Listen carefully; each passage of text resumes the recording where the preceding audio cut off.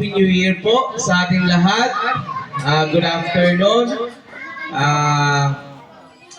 Once again, maraming salamat sa pag-invite and of course to be part of our program again. Naalala ko po ito nung last year din po, may ganito po. Opo, and then I'm very happy dahil tinanggap niyo po ako dito sa ating STMM family. Kaya nandito rin po ako hanggang sa aking makakaya at nakikita ko naman po na ano po kayo, nagkakaisa, huwag rin kayo bibitaw. Magtulungan kayo kahit gaano kahirap ang pagsubok ng buhay ay patuloy ninyong gawin yung dapat. Dahil sa future, yung mga anak ninyo, yung mga apo ninyo ang magtutuloy sa association ng STMM Neighborhood. So, ipagpatuloy, congratulations po sa muling successful and masayang programa na naisagawa ninyo.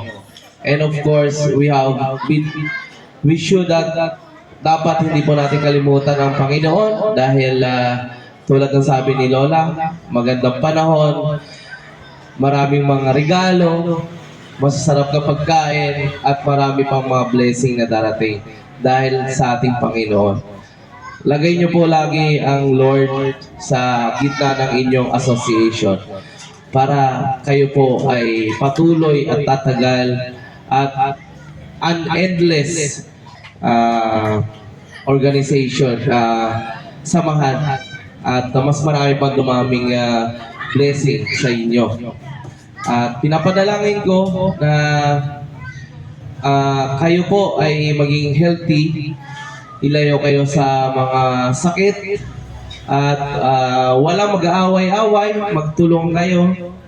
At bilang punong barangay ng Barangay Don Mariano Marcos, bukas po ang pintuan po natin parate sa inyo upang makapagbigay ng suporta kahit sa maliit na bagay ay gagawin po natin ang ating mga kaya upang kayo po ay mabigyan ng blessing at matulungan.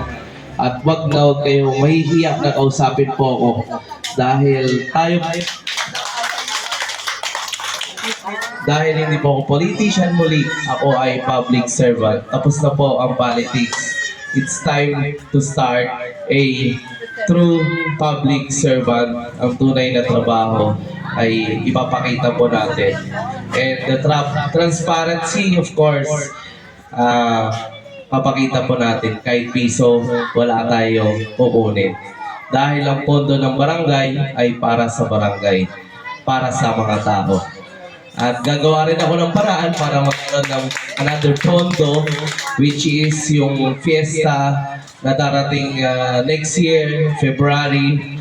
Yun ang pinaplano po natin ng buong mga staff ng barangay and together with all the kagawads. And I'd like to acknowledge also our punong barangay, our friend, neighborhood, punong barangay si Kap Sayan ay nagtutulungan naman po kami. Kaya huwag mag-alala. Kung may problema o meron kayong concern, I think madali nyo lang rin siya kausapin at narito rin po ako. And again, congratulations, nagyaman na ang liplipatan. Tulad ng sabi ko noong panahon ng campaign, kayo po muna bahala sa akin. Pero tata nakatugaw tayo, syakmat din, tibahala kanya yun.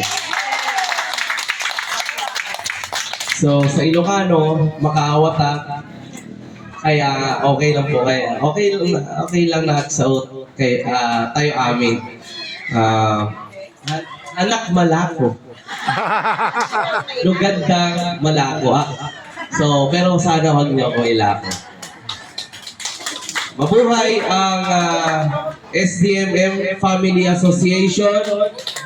Agbyat kayo amin. God bless you all. Justy Agnina. Justy Mapala. Thank you very much. Happy New Year po sa atin lahat.